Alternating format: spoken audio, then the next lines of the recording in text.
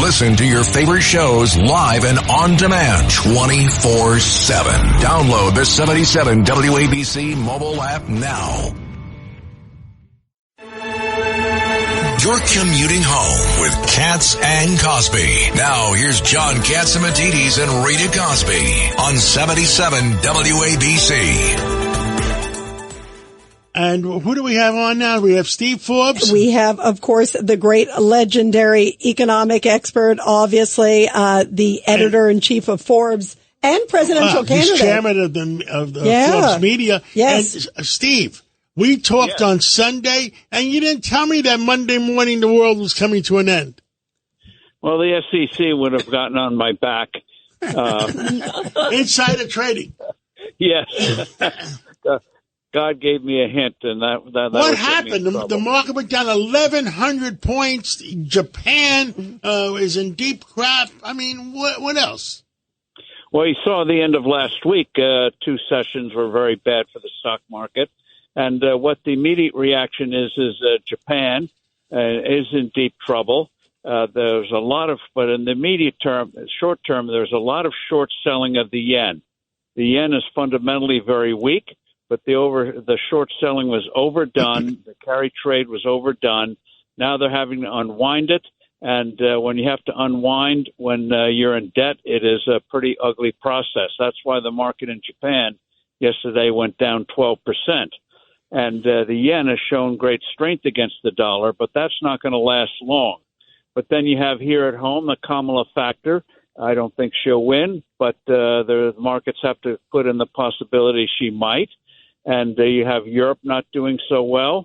You have the debts all around the world going up.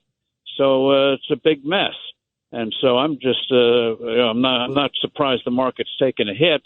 But again, I think if we get a good government in November and in January, we can start to right these things. But, the chickens are coming home to roost. Steve Forbes, this is Rita. Great to talk with you again, too. Steve, how much also do you think all of this is with the numbers that came out, last week where we saw 4.3% as the unemployment rate and 113,000 jobs? It wasn't what obviously even, the Biden-Harris administration was touting. It was clearly a bad sign. It is. And the U.S. economy has been shaky for a while. And I think now they can't hide the numbers anymore. And that jobs report, it was even worse than that 111,000 number they came in. Previous months, they revised it downward 29,000.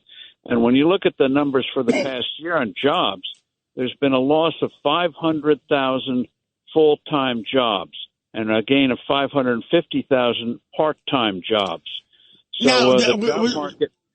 Steve, were those mistakes, or were they cooking the books and adjusting later? Well, they who knows? But you take it with a big grain of salt, whether the salt is deliberate or just put on the table by mistake. Yeah. Yeah. I mean, I saw that movie with Duke and Duke. Yeah, the job market. There's some decent parts of the economy. Yeah, but we're not like where we were in some times past. But it is a weak economy, and it's not good for the Democrats. So Lord knows what they're going to try to do to win this election by hook or by crook. Yeah, who knows what the October surprise could be. Maybe it's an economic one. Judge Weinberg for Steve Forbes. Steve, good to talk to you again.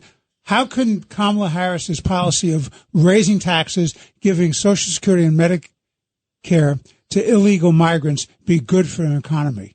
I don't understand. It isn't, and that's why I hope Donald Trump has debates with Kamala Harris and brings those issues out.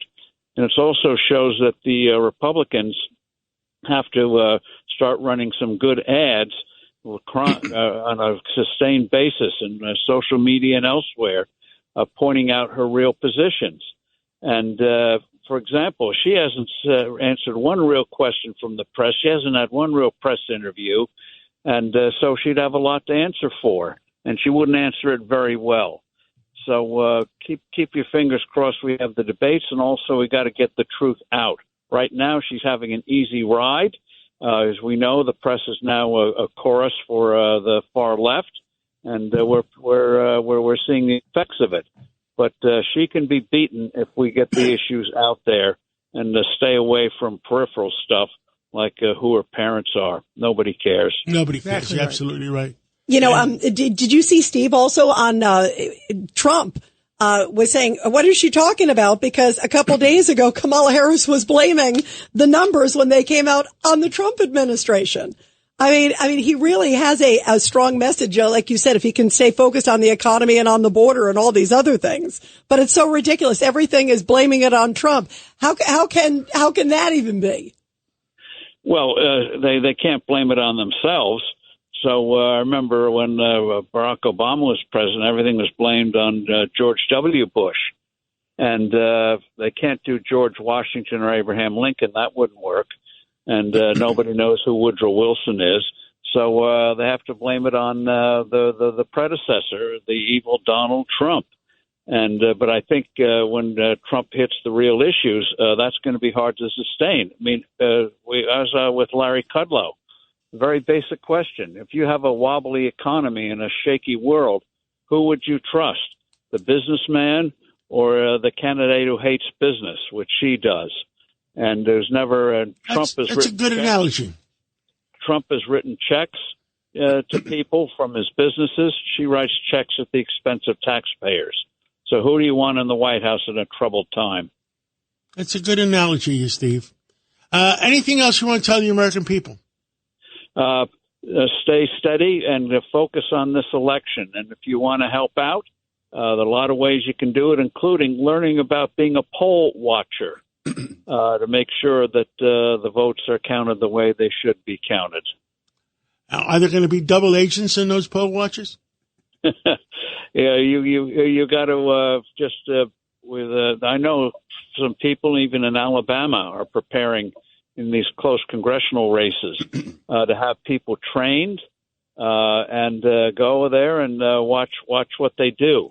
And we didn't do that in 2020. We got to do it this time. Now, I really believe, before we hang up, the one thing I do believe in, if they're going to have expanded voting, it should be maybe Friday, Saturday, Sunday, Monday, Tuesday, not 4 weeks, 5 weeks, 6 weeks, 7 weeks. There's no way you're going to have enough poll watchers to watch it for 5 weeks. No, and plus they don't even have real polling places.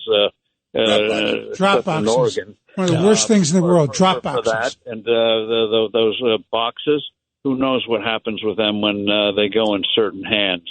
Steve? And ballot harvesting in nursing homes, we know all of that. So, again, we should push, and I wish we'd done more of it, to have Election Day actually hold an election instead of this 3 months in advance voting. Yeah, it should be a long weekend, if so that way you have one shift of poll watchers and that's it. So, it's 5 days and that's it. Thank you, Steve Forbes. Thank you, and thank you for everything you've done for our country. And keep fighting.